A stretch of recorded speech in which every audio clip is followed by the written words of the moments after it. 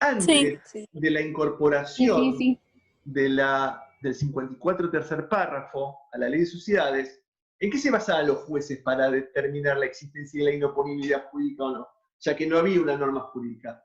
En otra norma de la ley de sociedades, fíjense, ¿qué dice la ley de sociedades en su artículo segundo? La sociedad es un sujeto de derecho con el alcance fijado en esta ley. Es decir, se crea la sociedad como persona jurídica para que cumpla los fines de la ley de sociedades. Y todo lo que extralimite, que vaya por fuera de la ley, o que los fines de la creación de la persona jurídica prevista por la ley, que de alguna manera sea violatoria a los derechos de terceros, o sea, que encubra fines extrasocietarios, esto va contrario al reconocimiento de la personalidad jurídica que la ley hace. ¿Está claro? Por eso la ley dice en el artículo segundo, la sociedad es un sujeto de derecho con el alcance fijado de la ley. La ley es el límite, en este caso la Ley General de Sociedades, es un límite a la actuación de la sociedad. Yo le otorgo personalidad jurídica ¿para qué? Para que cumpla con los fines de la ley. ¿Se entiende? ¿Está claro? Sí. ¿Sí? Entonces, antes del 54 tercer párrafo, los jueces basaban la postura justamente en esto. Es decir, la ley crea a la persona jurídica para el cumplimiento de un fin determinado. Y estos fines están dados por la propia ley. Si yo excedo los límites de la ley, me voy a encontrar con una sanción. ¿Cuál es la sanción? El no reconocimiento de la personalidad jurídica para el caso puntual cuando la actuación perjudicó a derechos de terceros o violó la ley. ¿Me siguieron hasta acá? Bien. Hasta el año 2015, que se sancionó el Código Civil y Comercial de la Nación, se discutió doctrinaria y jurisprudencialmente si la inoponibilidad de la personalidad jurídica era solo para las sociedades o podía utilizarse para cualquier otra persona jurídica que no estuviera contemplada en la ley, la ley de sociedades. En este momento era la ley de sociedades comerciales. ¿Y cómo terminó esta cuestión? Independientemente de la discusión doctrinaria, había posturas que decían que sí, que en realidad el instituto de la inoponibilidad de la personalidad jurídica se aplicaba, por ejemplo, a las asociaciones civiles y a las fundaciones, y otras que decían que no. Esto se zanjó con la sanción del Código Civil y Comercial y el artículo 144, no sé si lo tienen a la vista, ¿lo ven? El 144 de la Ley General del Código Civil y Comercial tiene una reacción bastante parecida a la del artículo 54. Obviamente que cambia algunas cuestiones, ¿por qué?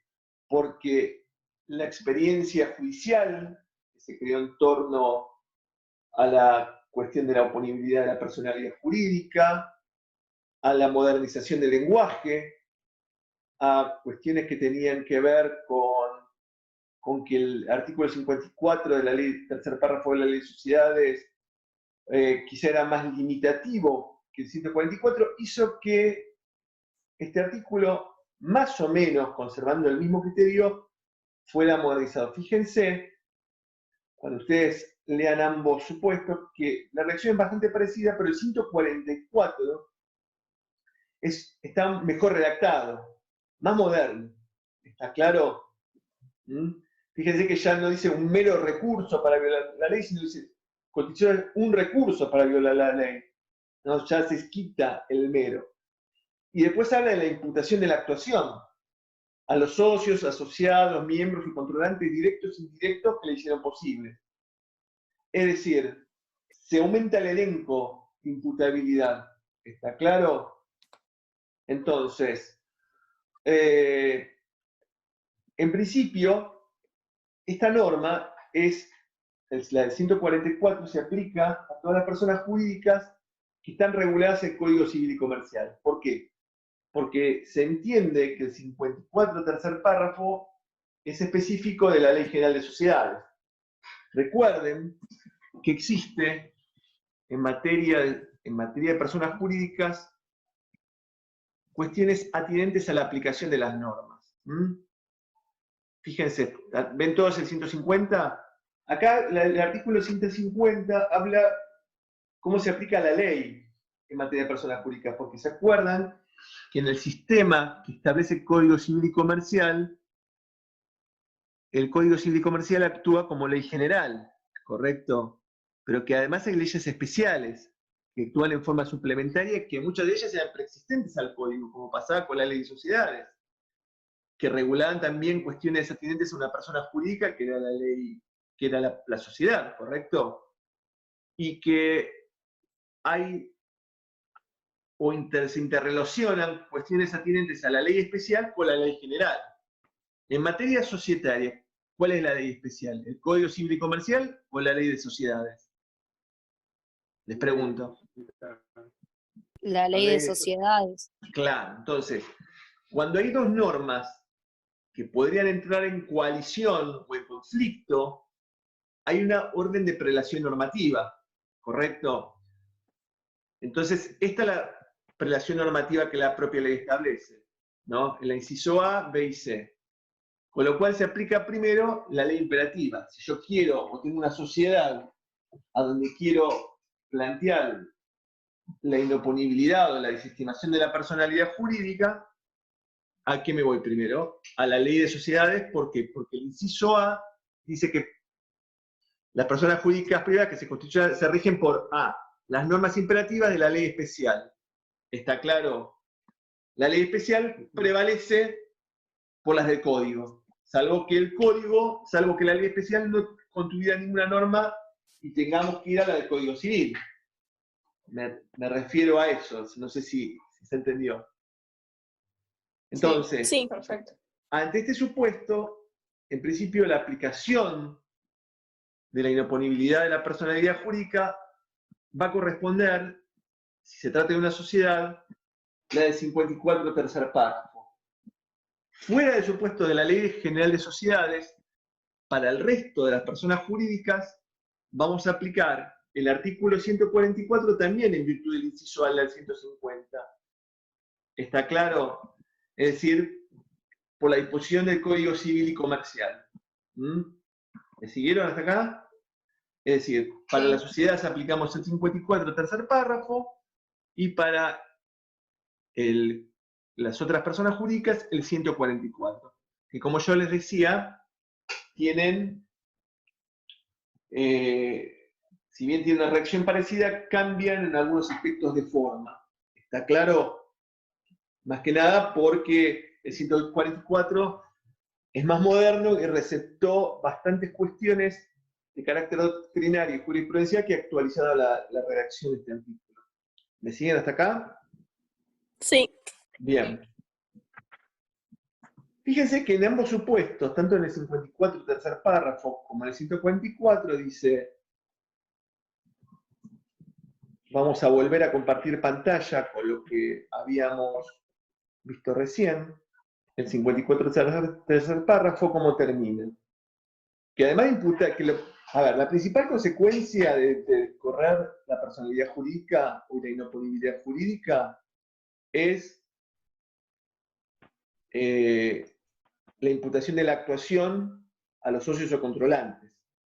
Pero ¿qué pasa si por esa violación a la ley o esa frustración de derechos de terceros se genera un daño a ese tercero? Bueno, la consecuencia es la responsabilidad solidaria y limitada por los perjuicios causados. ¿Quiénes van a responder? Los socios o controlantes que lo hicieron posible. Con lo cual aquí hay que separar dos cuestiones. Primero, lo más importante, la consecuencia fundamental de la inoponibilidad de la personalidad jurídica tiene que ver con la imputación de la actuación.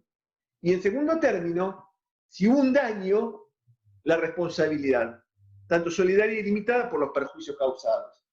¿Entiende? ¿Sí? Sí. El 144, Sí, fíjense que tiene algo parecido, pero un poquito más completo y modernizado. Lo dispuesto se aplica sin afectar los derechos del tercero de buena fe y sin perjuicio de las responsabilidades personales de que puedan ser pasivos participantes en los hechos por los perjuicios causados. ¿Está claro? Fíjense que tiene una consecuencia parecida en ambos dos, pero en el segundo caso tiene una redacción un poco más abarcativa. ¿Está? Recuerden que el 54 se aplica en materia societaria y el 144 para el resto de las personas jurídicas. Pese que también hay doctrina que dice que podría aplicarse supletoriamente el 144 también a las sociedades, lo cual es discutible. ¿Está claro? Sí. Para cerrar la clase, pues ya nos quedan menos de 10 minutos, ya no creo que nos volvamos a reconectar porque estamos terminando el tema. Para ir cerrando la clase, la teoría del corrimiento del velo y de inoponibilidad de la personalidad jurídica, desestimación de la personalidad, en los últimos años se utilizó mucho la justicia laboral. ¿Saben los efectos de qué se utilizó esto? Para responsabilizar a los socios cuando existe empleo no registrado.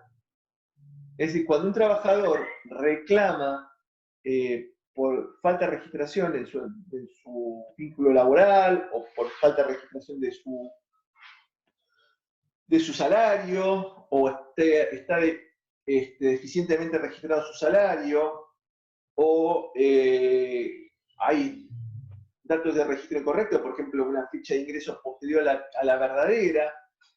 Los jueces laborales, ante el planteo de los colegas laboralistas, han utilizado la teoría del escurrimiento del velo societario para que los socios de la sociedad demandada, que en definitiva era la empleadora de este trabajador, debieran, ante esta situación, responder en forma solidaria por el pago de las indemnizaciones. ¿Está claro? ¿Se entiende? Sí. Bueno, Sí, ¿quién sí. hace alguna pregunta? ¿Algo que quieran, que no quedó claro? ¿Este A tema mí me quedó claro. está en el libro de Vitolo o Sí, está en el de a Pisani? ver, los temas, fíjense que yo subí ayer una guía de estudios y les digo la bibliografía que está, donde lo pueden leer.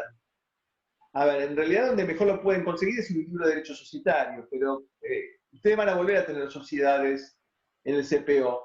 Con lo cual, yo creo que con lo que surja del libro de Vítolo o de Fabián Dubois o el de uno nuevo que ahora salió, que es el de Gebhardt, no sé Pisani si tiene alguna referencia a este tema, pero calculo que sí, lo van a poder encontrar, además del material que le subimos, que son los fallos.